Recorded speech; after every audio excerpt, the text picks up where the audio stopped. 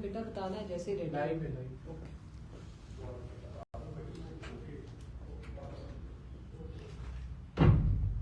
بسم اللہ الرحمن الرحیم. ایاک نعبد و ایاک نستعین. میں اپنے ملک کے مستقبل کے لیڈرز، یونیورسٹیز، کالجز کے جو ہمارے نوجوان ہیں جن کے اوپر ہم نے امید لگائی ہوئی ہے کہ وہ انشاءاللہ اس ملک کو اس سطح پہ لے کے جائیں گے جو اس ملک کو جانا چاہیے تھا. تو میں آپ کو سب سے پہلے یہ بتا دوں کہ یہ بہت بڑا ایک عظیم خواب تھا پاکستان. یعنی ہم جو علامہ اقبال، شاید 500 سال میں اس طرح کا کوئی ذہن نہیں آیا، جو انٹلیکٹ نہیں آیا جو علامہ اقبال کا تھا.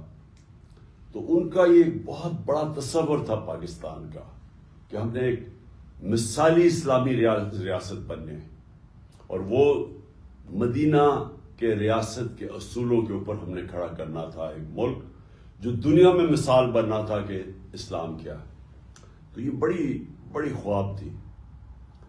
تو میں آپ سے آج جو آپ سب سے بات کرنا چاہتا ہوں اس کا مقصد کیا ہے. اس کا مقصد یہ ہے کہ آپ جو پاکستان کا مستقبل ہے، آپ اپنے اندر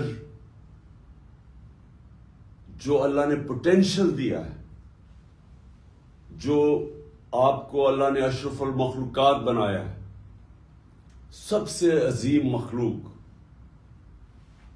فرشتوں کو کہا تھا کہ انسان کے سامنے جھکو. تو جب شیطان نے پوچھا کہ میں نہیں جھکتا، تو اللہ نے کہا تمہیں بھی، فرشتوں کو بھی نہیں پتا کہ میں نے یہ انسان کو کتنی پاور، صلاحیت دی ہے. تو میں یہ چاہتا ہوں کہ آپ آج جو میرا زندگی کا تجربہ ہے اسے سیکھیں کہ اللہ نے آپ کو اتنی طاقت دی ہے کہ آپ قرآن میں جس طرح کہتا ہے فرشتوں سے بھی آپ اوپر جا سکتے ہیں. لیکن یہ ہمارے ہاتھ میں ہے کہ قرآن میں یہ بھی کہتا ہے کہ جب انسان گرتا ہے تو جانوروں سے بھی نیچے چلا جاتا ہے. تو ہمارے اوپر ہے کہ ہم کیا پرواز ہماری اوپر جانی ہے، یا ہم نے یہ زمین پہ، جس طرح مولانا رومی کہتے ہیں کہ جب اللہ نے آپ کو پر دیے تو کیوں زمین کے اوپر کیڑے مکوڑوں کی طرح، چونٹیوں کی طرح رینگ رہے ہو. دیکھیں، سب سے پہلے میں جب آپ کو بات کرنا چاہتا ہوں وہ یہ کہ میں اپنی مثال سے آپ کو بتانا چاہتا ہوں کہ مجھے اللہ نے بڑا خوش قسمت انسان ہوں کہ جو میں اللہ سے مانگا، جو میں نے زندگی میں محنت کی، وہ اللہ نے مجھے سب کچھ دیا. یعنی میں نے زندگی کی ساری اونچ دیکھی ہوئی ہے زندگی کو، جو شاید ہی کسی نے دیکھی ہو. تو اگر ذاتی طور پہ جو میں زندگی میں اچیو کرنا چاہتا تھا اللہ نے وہ مجھے دے دیا. میری صرف اب ایک میری خواہش ہے کہ میں اپنے ملک کو وہ ملک بنانا چاہتا ہوں، دیکھنا چاہتا ہوں، جس کو میں نیا پاکستان کہتا ہوں، کہ وہ دراصل اسی واپس جس وجہ سے لاکھوں لوگوں نے قربانیاں دی تھی اور پاکستان بنا تھا، ہم واپس اسی جگہ کے اوپر جائیں، ادھر سے اس خواب کو پھر سے کھڑا کریں کہ وہ مثالی اسلامی ریاست بنائیں، دنیا میں مثال بن جائے، لوگ پاکستان کی مثال دیں کہ یہ ہوتی تھی، یہ ہے وہ ریاست جو ایک مثال بن کے نکلی ہے، جس طرح کہ مدینہ کی ریاست ایک مثال بنی تھی اور پھر صدیوں تک مسلمانوں نے دنیا کی امامت کی تھی. تو سب سے پہلے میں ایک آزاد انسان ہوں. آزاد انسان کا کیا مطلب ہوتا ہے کہ میں نے زندگی میں یہ ہمیشہ جو میں نے خواب دیکھی، جو میں بننا چاہتا تھا، میں سمجھتا تھا کہ کوئی چیز ناممکن نہیں ہے. میں اپنے آپ کو جو ٹارگٹ سیٹ کرنا چاہتا تھا، جتنا بھی مشکل ہو، میں سمجھتا تھا وہ ناممکن نہیں ہے. اور یہ ہوتا ہے آزاد ذہن. آزاد ذہن وہ ہوتا ہے جو وہ خواب دیکھتا ہے، وہ سمجھتا ہے وہ وہاں پہنچ سکتا ہے. اور وہ اس لیے پہنچ سکتا ہے کیونکہ اللہ نے ہمارے میں سب میں وہ صلاحیت دی ہے. ہم جو بھی خواب دیکھنا چاہتے ہیں، جو پکچر کرنا چاہتے ہیں، ہم وہاں پہنچ سکتے ہیں. کیونکہ اللہ نے جب فرشتوں کو کہا کہ تمہیں نہیں پتا کہ میں نے انسان کو کیا پوٹینشل دیا ہے، تو ہم سب میں پوٹینشل ہے. لیکن جب آپ ایک بڑی خواب دیکھتے ہیں تو، اور آزاد ذہنی بڑے خواب دیکھتا ہے اور وہ سمجھتا ہے کہ جو بھی دنیا میں میرے سامنے رکاوٹیں آئیں گی، میں سب دور کر کے تو میں وہاں پہنچ جاؤں گا. تو میں آپ کو صرف پہلے یہ بتانا چاہتا ہوں کہ یہ جو آپ سب میں، اور آپ جتنے بھی دیکھ رہے ہیں، آپ سب میں وہ صلاحیت ہے کہ جو بھی آپ سوچتے ہیں میں کرنا چاہتا ہوں زندگی میں، وہ آپ کر سکتے ہیں. رکاوٹ کیا آتی ہے؟ سب سے بڑی رکاوٹ یہ آتی ہے بڑی خواب کے اوپر پہنچنے کے لیے، خوف، ہارنے کا خوف. اگر میں اس کے پیچھے جاؤں گا، اگر میں فیل ہو گیا تو پھر کیا ہوگا؟ اگر میں وہ بڑی خواب کے پیچھے گیا اور زندگی جان کا خطرہ ہوا، تو وہ خوف کی وجہ سے کہ اچھا وہاں میری جان کو خطرہ ہوگا، کئی انسان اپنی خواب کو چھوڑ دیتے ہیں. یا یہ کہ جی میری رسک نہ چلی جائے، یہ کہ میں اچھی بھلی میری نوکری لگی ہوئی ہے، دل تو میرا اس نوکری میں نہیں ہے، کرنا تو میں کچھ اور چاہتا ہوں، لیکن اگر میں ادھر کیا تو یہ میری نوکری نہ چلی جائے. یہ 3 سب سے بڑے خوف ہوتے ہیں انسان کے. اور خوف ایک ایسی چیز ہے جو ایک انسان کو اپنے مقصد سے پہنچنے کے لیے روکتا ہے. تو میری ساری زندگی میں بھی خوف تھے. کرکٹ کھیلنے آیا جب میں شروع کیا تو تب ساروں نے مذاق اڑاتے تھے میرا کہ نہیں کھیل سکتا. میرے 2 بڑے فرسٹ کزن تھے، وہ میرے سے بہت اچھے تھے، وہ پاکستان کے کرکٹ ٹیسٹ کیپٹنز بن چکے تھے، میں سب سے چھوٹا تھا. تو سب نے کہا نہیں، اب تمہارے میں وہ صلاحیت نہیں ہے، تم یہ نہیں کر سکتے. تو ہر راستے کے اوپر دنیا آپ کو کہے گی کہ آپ نہیں کر سکتے. ہر وقت پھر آپ کا مذاق اڑتا تھا. میں جب پہلا میچ کھیلا، میں ٹیم سے نکال دیا گیا، لوگوں نے مذاق اڑایا کہ اب یہ ختم ہو گیا. میری اپنی ٹیم مذاق اڑاتی تھی.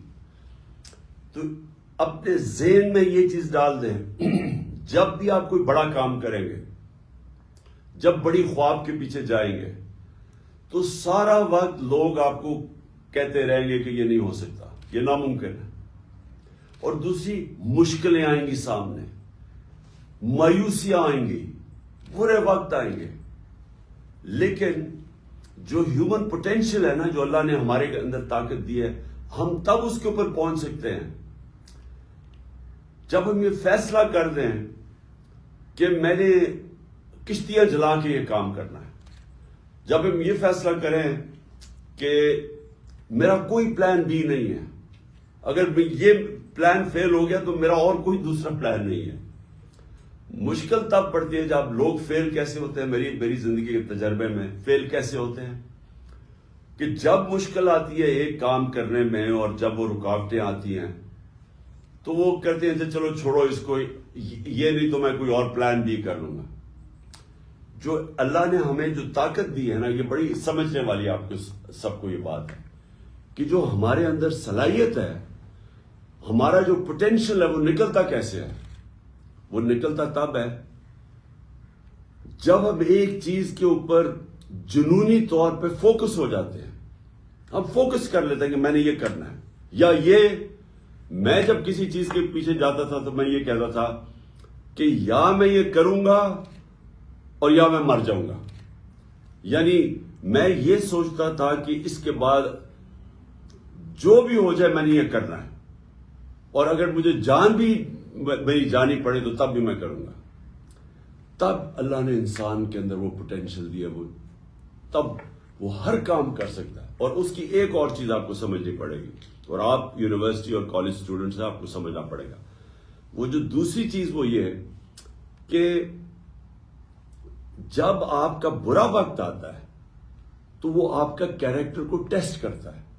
اچھے وقت پہ کوئی سارے تالیاں بجاتے ہیں، جب ہم جیتے تھے میچ تو کوئی ساری آپ کی غلطیاں بھی بھول جاتے تھے، سارے تالیاں بجاتے تھے، آپ کے سارے دوست بن جاتے تھے. لیکن جب برا وقت آتا ہے آپ اکیلے ہوتے ہیں، اور جب برا وقت آتا ہے تو وہ اللہ آپ کو ایک موقع دیتا ہے دیکھنے کے لیے کہ میری کیا غلطیاں تھیں. آپ کے اندر، اور یونیورسٹی میں اور کالجز میں جو آپ پڑھتے ہیں، آپ کے اندر ایک ابیلٹی جو نہیں پڑھتے وہ آپ میں وہ ابیلٹی ان سے بہتر ہے کہ آپ جائزہ لیتے ہیں کہ میں نے کدھر غلطی کی. آپ اپنی غلطیوں کی نشاندہی کرتے ہیں. انگریزی کا ورڈ ہے سول سرچنگ کرتے ہیں، اپنے اندر جاتے ہیں کہ سوچتے ہیں میں نے کیا غلطی کی. اور ادھر آپ کے اندر اگر یہ صلاحیت آ جائے کہ اپنی غلطیوں کی نشاندہی کر لے. میں ہمیشہ جب کرکٹ کھیلتا تھا غلطی ہوتی تھی، میں میچ ہارتا تھا، جو بھی ہوتا تھا، رات کو میں سوتا نہیں تھا جب تک کہ میں پوری طرح اپنے ذہن میں پوری طرح جائزہ لے لوں کہ میں نے غلطی کیا غلطی اور جو آگے میں نے دہرانی نہیں ہے. یہ انسان کا جو پروگریس ہوتا ہے نا زندگی میں اوپر جانے کا، یہ سب سے امپورٹنٹ چیز ہوتی ہے. ایک ہار نہ ماننا، اور دوسرا جو برا وقت آتا ہے اپنی غلطیوں کو خود جائزہ لو، میں نے کدھر غلطی کی ہے. اور پھر تیسری چیز کہ محنت کرو، اس کے بعد محنت کر کے اپنی غلطیاں دور کرو. اور یہ ہے انسان کا پروگریس. کوئی بھی دنیا میں آج تک انسان ایک دم سیدھا اوپر نہیں چلا گیا. جو بھی انسان اوپر جاتا ہے وہ ایسے جاتا ہے، سائیکلز میں اوپر جاتا ہے، برا وقت آتا ہے، مار کھاتا ہے، گرتا ہے نیچے، پھر وہ وہاں اپنا جائزہ لیتا ہے، کھڑا ہوتا ہے، محنت کرتا ہے، پھر وہ اور اوپر چلا جاتا ہے. ہارتا انسان تب ہے جب وہ ہار مان جاتا ہے، اور وہ جب نچلا وقت آتا ہے، جب وہ ہاتھ کھڑے کر دیتا ہے، تب وہ ہار جاتا ہے اور پھر وہ وہیں رہ جاتا ہے. تو پہلے تو میری یہ چیز ہے کہ آزاد ذہن آزاد فیصلے کرتے ہیں.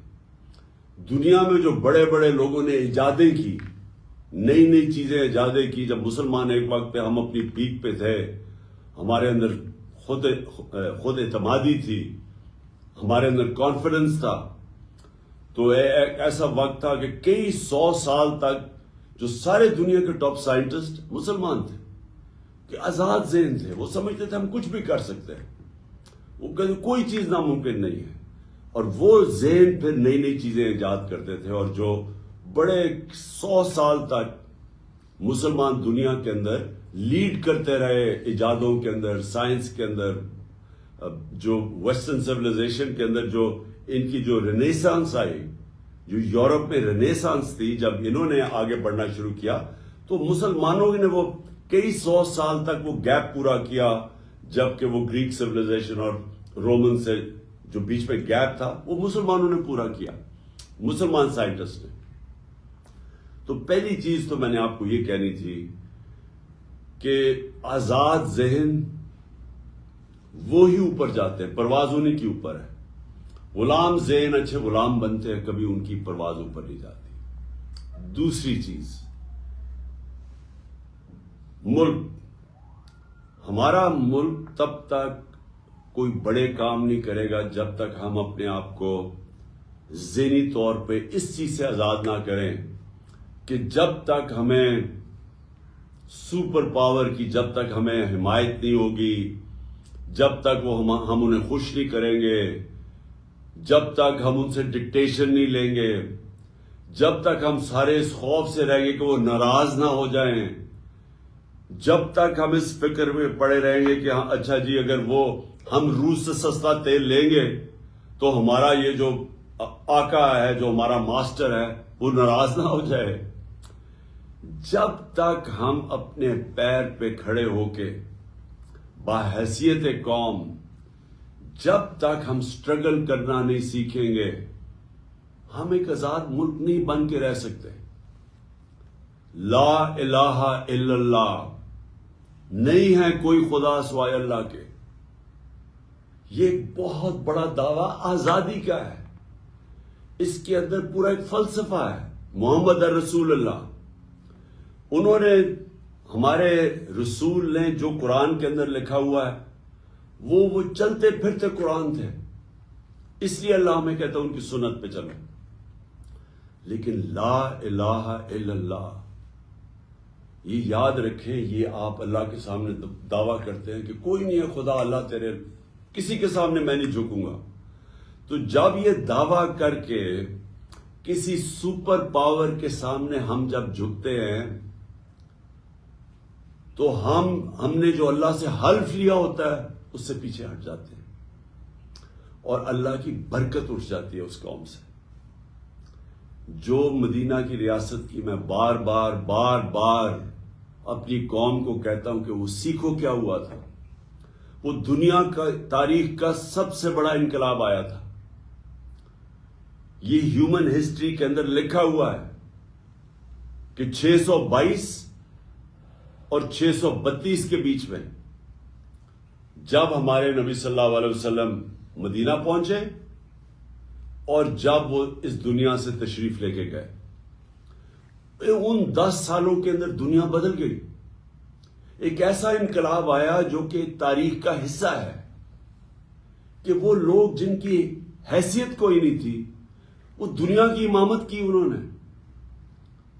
کہ 625 جنگ بدر 313 لڑنے والے تھے. 11 سال کے بعد رومن ایمپائر، بیزنٹائن ایمپائر، یارمک کی جو جنگ ہوئی تھی، گھٹنے ٹیک گیا مسلمانوں کے سامنے. 11 سالوں کے بعد کہاں 313. رومن ایمپائر کی جو ایک سدرن لیجن تھی وہ 1 لاکھ فوجی تھے اور جدید ہتھیار تھے. اور اس کے اگلے سال جو دوسرا سپر پاور تھی وہ ان کے سامنے گھٹنے ٹیک گیا، جو پرشین ایمپائر تھا. یہ تاریخ کا حصہ ہے. وہ کیا چینج آیا تھا ان لوگوں میں. ہمارے نبی صلی اللہ علیہ وسلم نے ان کے اندر کون سا فکری انقلاب لے کے آئے تھے کہ وہ بالکل انسان، چھوٹے سے انسانوں کو پر لگے اور دنیا کی امامت کی انہوں نے. سب سے پہلے ہوتی ہے خودداری. علامہ اقبال کی جو ساری شاعری، اس کا جو فلسفہ اگر آپ وہ پڑھیں، علامہ اقبال کے بہت پہلو ہیں، لیکن ایک پہلو جو تھا وہ غلام ہندوستان کے مسلمانوں کو جگانے کی کوشش کر رہے تھے. خودداری، یہ ان کی جو ساری کوشش تھی مسلمانوں کو جگانے کی کوشش کر رہے تھے. بتا رہے تھے کہ ایک زمانے میں آپ کیا تھے، شکوہ اور جواب شکوہ، کہ کہاں تھے آپ ایک زمانے میں اور کہاں آپ زمینوں میں پہنچ گئے.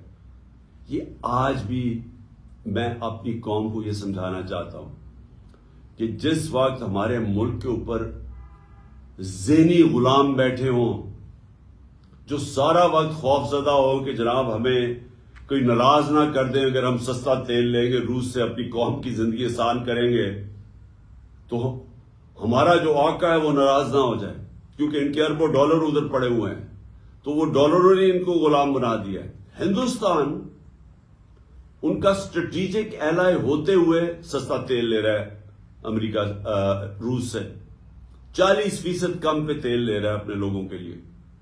اور ہم یہاں مہنگائی میں پسے ہوئے ہیں کیونکہ ہمارے وہ غلام جو اوپر بیٹھے ہوئے ہیں وہ بیچارے اتنے ڈرتے ہیں کہ وہ جناب جب تک وہ مائے باپ ان کی اجازت دیتا وہ تیل نہیں خریدتے. اور وہ اور بڑی چیزیں ہیں، ہم نے ان کی جنگ میں شرکت کی. ایک دھبکا پڑا، ایک ٹیلی فون میسج آئی، چاروں شانے چت ہو گئے. ہمارا جو اس وقت کا سربراہ تھا اور اپنے 80,000 لوگوں کی قربانی دی کسی اور کی جنگ میں شرکت کر کے. میں اکیلا لگا رہا، بار بار کہتا رہا کہ یہ بہت بڑا ظلم کر رہے ہیں، کسی کی جنگ میں جا کے اپنا ملک کی تباہی کر رہے ہیں. اور مجھے یہی لوگ، یہی میڈیا میرے پیچھے پڑ گئے کہ جی طالبان خان ہے، جی یہ وہ ہے، یہ پرو دہشت گرد ہے. کیونکہ یہ غلام ہے. میں ایک آزاد انسان ہوں، میں کسی کی غلامی قبول نہیں کرتا. میں لا الہ الا اللہ میرے دل میں ہے میں نے آج تک کبھی کسی کے سامنے نہیں جھکا، اور میں چاہتا ہوں کہ نہ ہی میری قوم اور خاص طور پہ آپ جو ملک کا مستقبل ہے اپنے آپ کو آزاد کر لیں۔ ایک قوم بنتی تب ہے جب وہ قوم فیصلہ کر لیتی ہے کہ ہم نے اپنے پیر پہ کھڑا ہونا ہے، ہم نے خوددار قوم، غیرت مند قوم بن کے رہنا ہے۔ دنیا تب عزت کرے گی پاکستانیوں کی جب پاکستانی اپنی خود عزت کریں گے۔ جب یہ ایک دنیا کا اصول ہے، کبھی اگر آپ نے اپنی عزت کروانی ہے دنیا سے، پہلے اپنی عزت خود کریں۔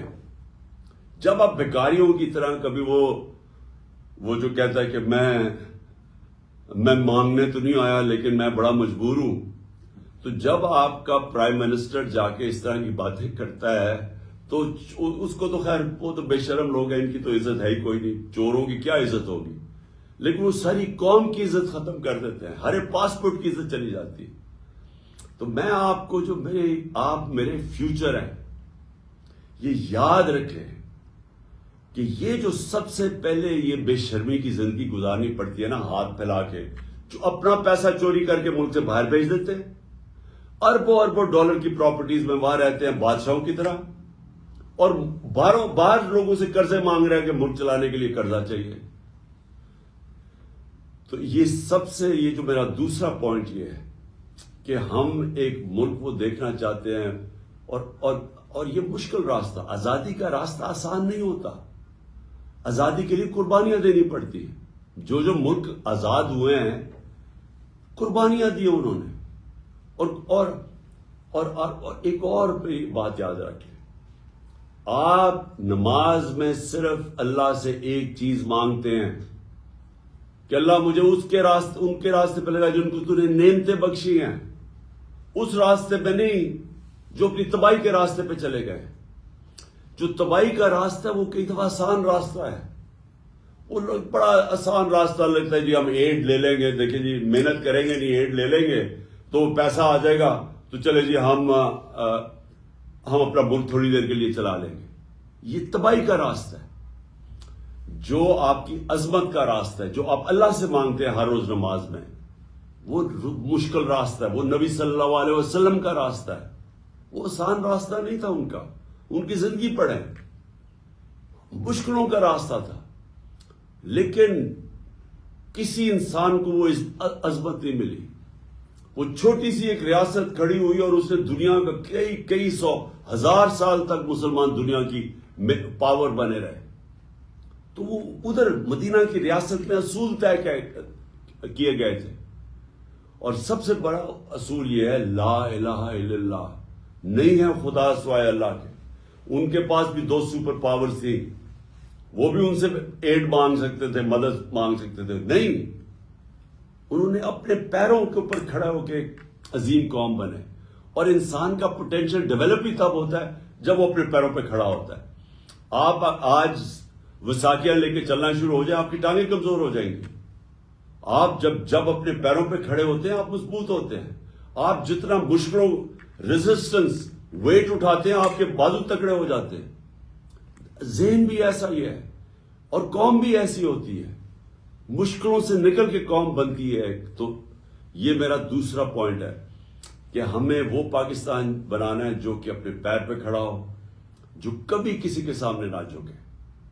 اور تیسری چیز، یہ تیسری میں نے آپ کو سب سے امپورٹنٹ چیز بتانی ہے کہ دیکھیں،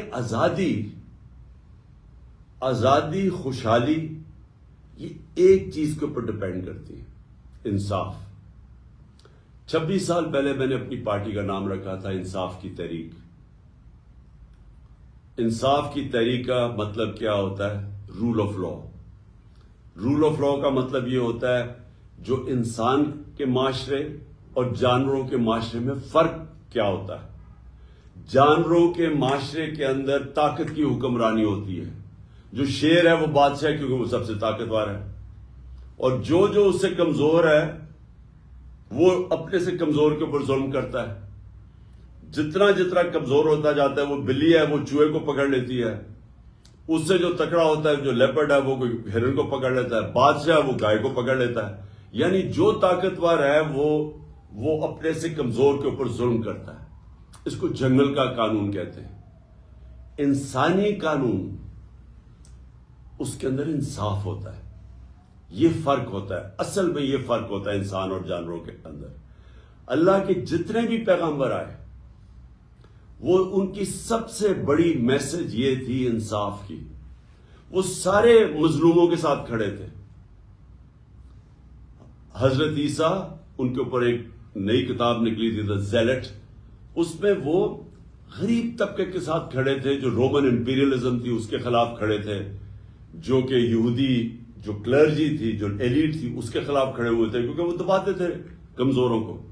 ساری دنیا کی تاریخ میں کمزور جتنا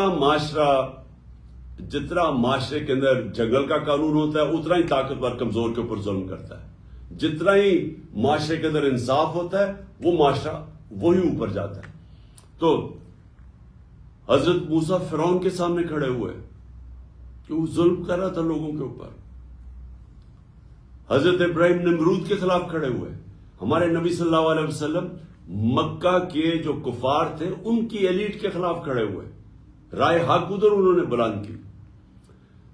تو جو آپ سب کی جو سب سے بڑی ذمہ داری ہے، اب میں آپ کے اسٹوڈنٹ سے بات کر رہا ہوں، آپ کی سب سے بڑی ذمہ داری ہے جو اللہ آپ کو حکم کرتا ہے قرآن میں، جہاد کا.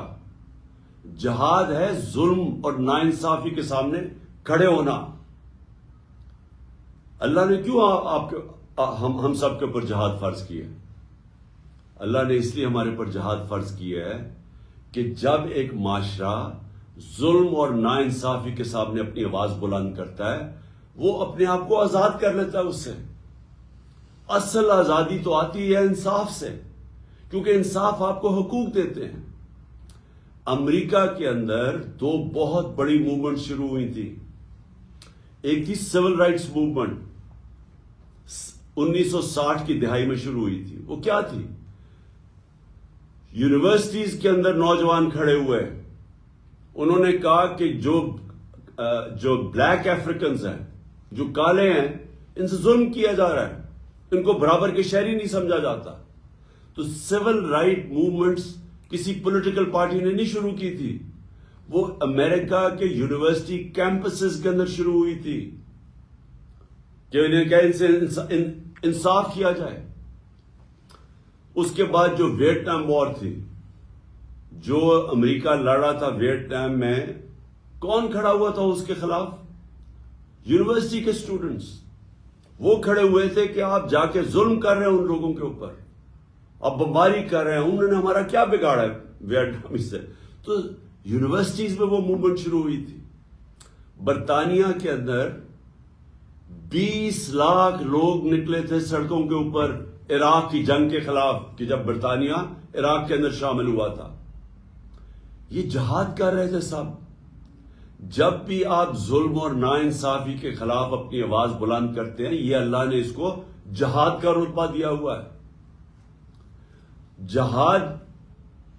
جہاد تب ہوتی ہے جب آپ کمزور کے ساتھ کھڑے ہوتے ہیں. انصاف کمزور کو چاہیے ہوتا ہے. طاقتور ہمیشہ اپنے آپ کو قانون کے اوپر رکھتا ہے. یہ جو فیوڈل کلچر کیا ہے، یہ جو وڈیرے کرتے ہیں بیچارے غریب لوگوں سے، یہ کیا کرتے ہیں؟ ان کو انصاف نہیں دیتے، ان کے اوپر ظلم کرتے ہیں. سندھ کے اندر آپ چلے جائیں، جو ظلم میں نے سندھ کے بیچارے ہاریوں، جو بیچارے کسان، جو ان کا نچلا طبقہ، جو وہاں طاقتور ان سے ظلم کرتا ہے، میں نے دنیا میں کہیں ایسا ظلم نہیں دیکھا. جانوروں کی طرح رکھتے ہیں ان بیچاروں کو. غربت آپ جا کے دیکھیں اندرون سندھ کے اندر، میں نے دنیا میں کئی اتنی غربت نہیں دیکھی جو وہاں غربت ہے. کیوں ہے؟ انصاف نہیں ہے. نیلسن منڈیلا کی بڑا ایک فیمس ورڈز ہیں کہ خوشحالی جو ہوتی ہے ایک ملک کے اندر، خوشحالی وہ کوئی معاشی ترقی کی وجہ سے خوشحالی نہیں آتی، وہ انصاف کی وجہ سے آتی ہے. جو بھی ملک ترقی کرتا ہے وہ سب سے پہلے انصاف قائم کرتا ہے. مدینہ کی ریاست میں نبی صلی اللہ علیہ وسلم نے سب سے پہلے عدل اور انصاف قائم کیا تھا. غربت کی انتہا تھی وہاں. مسلمان تو بہت غریب تھے, ہجرت کر کے آئے ہوئے تھے. پہلے انصاف قائم کیا, اس کے بعد خوشحالی آئی. جو انصاف کی دنیا کے اندر آپ ذرا چلے جائیں تو جو دنیا کے اندر معاشرے خوشحال ہے وہ سب سے زیادہ انصاف ادھر ہے. ایک انڈیکس ہے جو میجر کرتا ہے کہ ایک معاشرے میں انصاف کتنا ہے, اس کو کہتے ہیں rule of law index. Switzerland جس کے اندر کوئی وسائل نہیں ہیں, ہمارے ناردرن ایریاز میں اس سے 100 زیادہ گنا خوبصورتی بھی ہے, وہاں سکینگ کا بھی پوٹینشل ہے, وہاں ٹورزم وہ آ سکتی ہے جو سوئٹزرلینڈ سے زیادہ آ سکتی ہے. صرف ٹورزم کے اوپر سوئٹزرلینڈ تقریباً دنیا میں سب سے خوشحال علاقہ ہے, کیونکہ 99.9% تقریباً 100% وہاں قانون ہے, رول آف لا ہے. وہاں کوئی قانون کے اوپر نہیں ہے. اور اس معاشرے کے اندر آپ یہ دیکھیں کہ وسائل نہ ہونے کے باوجود خوشحال ہے. سارا جو یورپ ہے, جو امریکہ ہے, جو یہاں سے لوگ کیوں جاتے ہیں بیچارے اتنے مشکل ویزے لگوا کے کیوں جاتے ہیں ان ملکوں کے اندر؟ کیونکہ وہ انصاف ہے. رول آف لا انڈیکس میں وہ سارا جو یورپ اور یہ 90% سے زیادہ اوپر ہے. سو ہر جگہ انصاف 90% سے اوپر ہے. تو مسلمان ملکوں پہ آ جائیں, جو سب سے زیادہ تیل ہے سارے افریقہ کے اندر وہ ہے نائجیریا. 7% ہے رول آف لا انڈیکس میں. انصاف ہی نہیں ہے تو تیل کے باوجود غربت ہے. ہماری جو مسلمان دنیا ہے, پاکستان دیکھ لیں, ہمارا کیا رول آف لا انڈیکس, ہم 10% بھی نہیں ہیں. اور انصاف پھر سے طاقتور اور کمزور قانون کے سامنے ایک برابر, اس کو انصاف کہتے ہیں. قانون طاقتور اور کمزور میں فرق نہیں کرتا. تو ہماری تباہی, اگر ہم آج مقروض ملک ہیں, وہ ہمارا جو وزیر اعظم ساری جگہ جا کے پیسے مانگتا ہے کہ میں مانگنے نہیں آیا, میں مجبور ہوں, وہ اس لیے مانگنے پھرتا ہے کیونکہ ہمارا ملک کا دیوالیہ نکال دیا انہوں نے. اور دیوالیہ کیوں نکلا ہے؟ کیونکہ آپ کے سامنے اتنا بڑا ظلم ہو رہا ہے کہ میں نے اپنی زندگی میں کبھی ایسا کسی دنیا میں کسی ملک کو اس طرح نہیں دیکھا. 30 سال سے جو لوگ حکومت میں بیٹھے ہوئے تھے, جنہوں نے چوری کی, کیسز بنائے, پہلے جنرل مشرف نے ان کو NRO دیا, سارے ان کے کرپشن کے کیسز معاف کر دیے اپنی کرسی بچانے کے لیے. 10 سال انہوں نے اس کے بعد حکومت کی, 2008 اور 2018 کے بیچ میں 10 سال حکومت کی. 4 گنا پاکستان کا قرضہ بڑھایا. 60 سال کے اندر پاکستان کا ٹوٹل قرضہ تھا 6,000 ارب روپیہ, 6 ٹریلین روپیہ. 10 سالوں میں یہ قرضہ لے گئے 30 ٹریلین روپے پہ, 30,000 ارب روپیہ لوٹا ملک کو انہوں نے. ان کے ریئیکشن میں مجھے لوگوں نے ووٹ دی, یہ الیکشن ہار گئے. تقریباً سارا ٹبر ملک سے باہر بھاگ گیا کیونکہ کرپشن کے کیسز تھے. جو اس کے بعد اس ملک میں جو اصل ظلم کیا گیا وہ جنرل باجوہ نے کیا. NRO 2 دیا ان کو ان کے کرپشن کے کیسز پہلے ان کو اوپر بٹھایا, پہلے ان کو ایک سازش کے تحت جس میں بیرونی بھی ہاتھ شامل تھا, ان کو اوپر بٹھایا.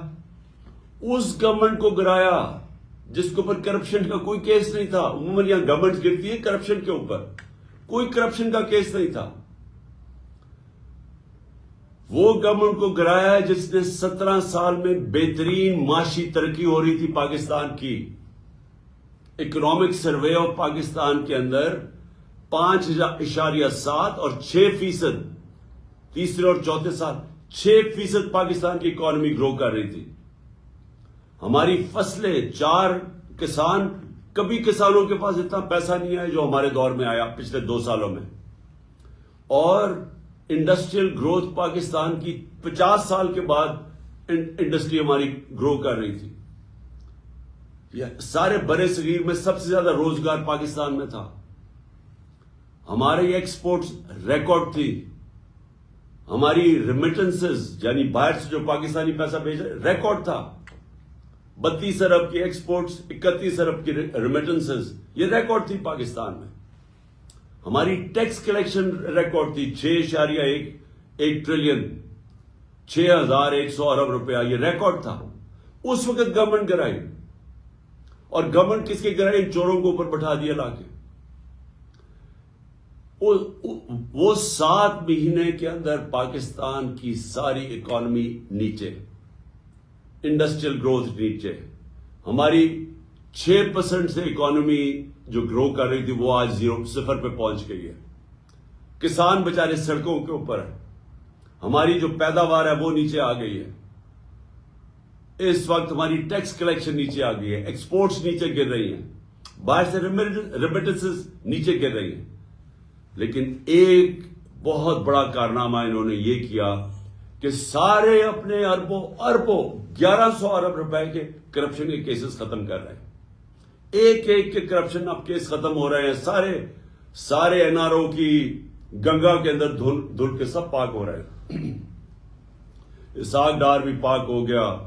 وہ جو بھاگا ہوا تھا مقصود چپڑاسی کیس میں 16 ارب روپے کی جو ان کے اوپر کرپشن تھی، ایف آئی اے نے جو پکڑا تھا، وہ سلمان شہباز وہ بھی واپس آ گیا، وہ بھی لیکچر دے رہا ہے ہمیں.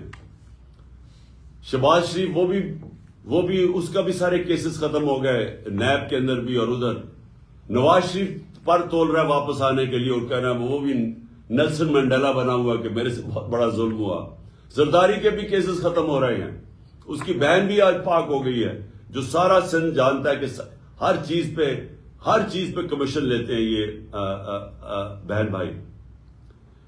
یہ میں آخر میں آپ کو کہنا چاہتا ہوں، یہ اگر اس طرح کا یہ ظلم ہے کہ بیچارہ غریب آدمی جیلوں میں، چھوٹا چور جیلوں میں گھسا ہوا ہے، عام آدمی چھوٹی چھوٹی چوروں میں جیلوں میں پڑے ہوئے ہیں. وہ ایک کمانے والا جاتا ہے پیچھے گھر والوں کے پاس رہتا کچھ نہیں ہے. وہ لوگ جیلوں کے اندر ہیں. اور جو اس ملک کے بڑے بڑے ڈاکو جیسے ان کو پکڑنے لگتے ہیں ملک سے باہر بھاگ جاتے ہیں. اور اس کے بعد ڈیل کر کے، پہلے مشرف سے ڈیل کیا، باجوہ سے ڈیل کر کے واپس آ گئے.